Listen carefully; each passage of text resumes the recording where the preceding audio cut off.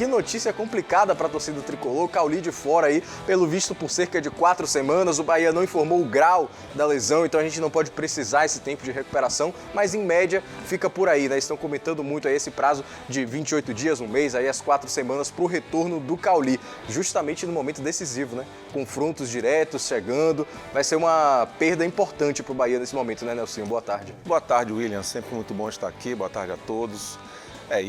É uma sequência de Vasco, Coritiba, Santos e Flamengo, né? O mês de setembro... Ainda tem o Goiás, logo depois. Exatamente. O mês de setembro, o Cauli fica fora. É um jogador que tem uma dinâmica muito grande. O Cauli é muito bom com a bola nos pés. É muito bom quando o Bahia tem a bola nos pés e ele não. E ele é bom quando o adversário tem a bola nos pés. Então, é um atleta que nas fases do jogo, ele entrega uma performance muito importante. Então, o Bahia vai sentir bastante a ausência dele. A mexida imediata seria o Léo Cittadini, é um jogador que vem ali sendo utilizado. Esse atleta é bom tecnicamente, mas não tem a volúpia e a dinâmica que tem o Cauli. Não sei como o Paiva vai rearrumar, tem muitas opções, pode mudar o sistema, pode manter o sistema, mas o Bahia precisa ser efetivo nessas 4 partidas. São 3 concorrentes diretos nessa briga pelo rebaixamento e a equipe precisa voltar a fazer gols. E o Renato Paiva tem esse problema que surge, isso acontece com outras equipes também, e o elenco tem que estar preparado para superar essa situação. Léo Santana, boa tarde, prazer ter você com a gente. Te preocupa essa baixa do Cauli ou já tem a reposição? O nome já tá aí, Luciano Juba. Quinta-feira chegando em Salvador, sexta-feira já deve estar lá no CT. Substituto já chegou, tá resolvido o problema? O Cauli ainda vai fazer falta? O Luciano realmente não vai chegar para suprir tudo aquilo que ele estava oferecendo? Boa tarde. Boa tarde, William. Boa tarde você de casa. Com certeza, preocupa bastante. Cauli e Biel vinham sendo, né, os melhores jogadores do Bahia na temporada. O Juba está chegando agora, é um bom jogador, né, o destaque do esporte, mas ainda vai conhecer elenco, ainda vai se ambientar ao esquema tático do treinador, então acho que não já chega para substituir o Cauli.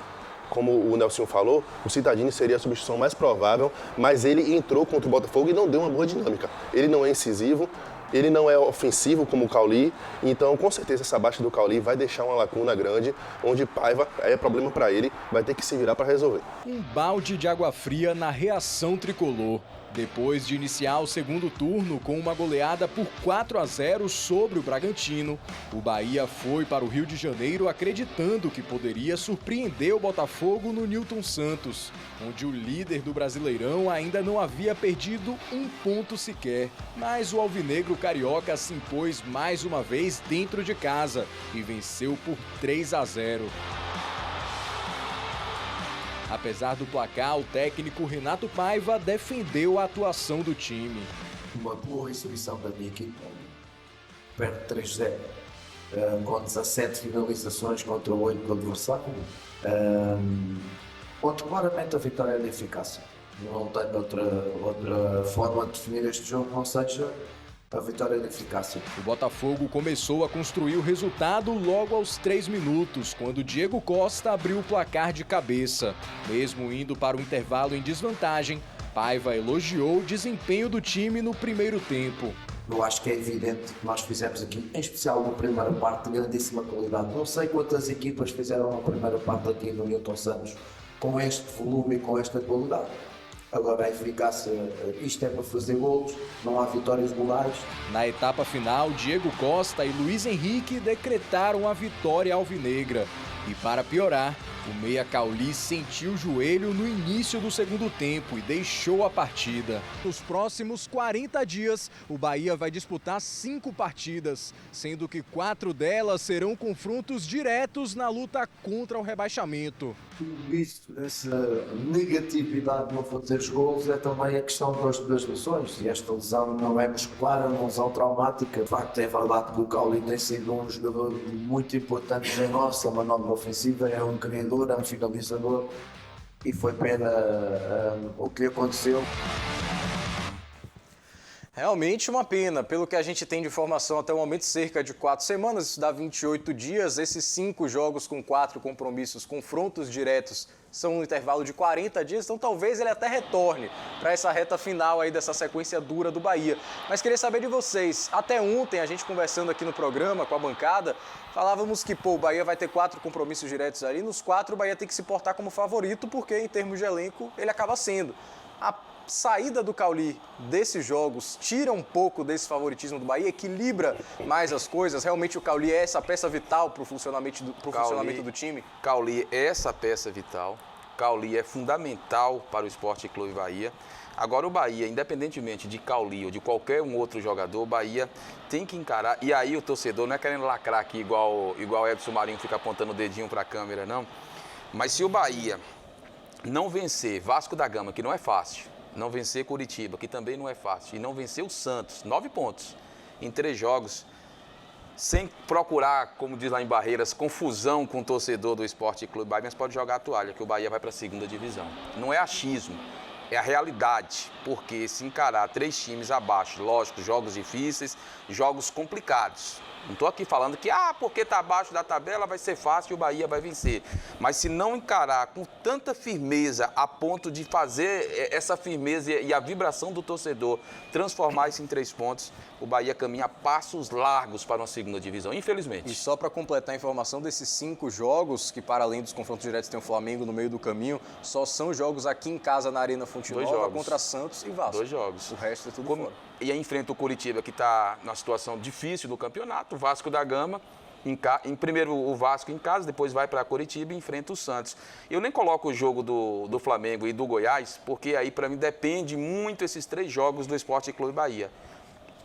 Vasco, Curitiba e Santos. Depois dessa primeira página será uma nova história e a gente vai ver, de fato, o objetivo do Bahia dentro da competição. Mas eu me preocupo muito com esses 3 jogos do Bahia. E também acho que é uma sequência decisiva aí pro É isso. Fazendo um recorte desses 3 jogos exatamente, no primeiro turno o Bahia venceu 2, que foi Vasco e Curitiba, e perdeu para o Santos.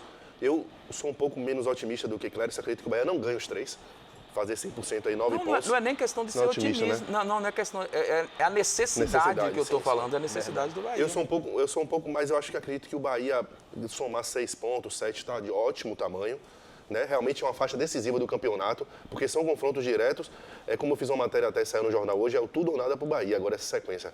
Porque, além de tudo, o Bahia agora deu uma melhorada no desempenho. Eu acredito que muito mais pelas peças que chegaram do que pelo trabalho do técnico. E agora, sem Cauli, que é o principal articulador do meio de campo, o técnico vai ter que arrumar uma solução para essas partidas. Partidas decisivas. O bom, William, é que depois do Vasco agora, vai demorar cerca de 10 dias, tem a data FIFA. Então, vamos ver se fazem uma mágica aí para Cauli tentar retornar antes, se preparar. E também para ambientar Juba no elenco. Para poder, quando o Curitiba, Juba já poder estar sendo melhor aproveitado, dar uma reforçada nesse time. Porque, para mim, agora é tudo ou nada para o Bahia também.